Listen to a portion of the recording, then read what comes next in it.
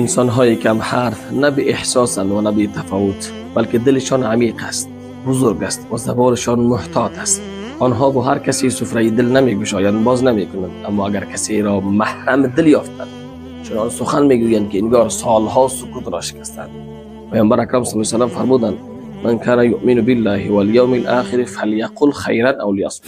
هر کس به خدا و روز آخرت ایمان دارد یا سخن نیک گوید یا سکوت کند. و نیز فرمودند از زیبایی اسلام انسان آن است که چیز را که با او مربوط نیست رها کند. حضرت علی رضی الله عنه می‌فرماید چون عقل کامل شود سخن کم گردد.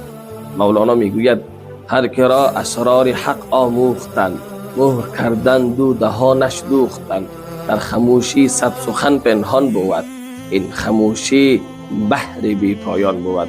پس اگر کسی که معمولا خاموش است با تو زیاد حرف میزند، قدرش را بدان، چون او با تو از دل سخن میگوید، نه از عادت. بیاییم به جای پرحرفی به عمق دلها گوش دهیم، چون گاهی یک سکوت از هزاران سخن راست‌تر است.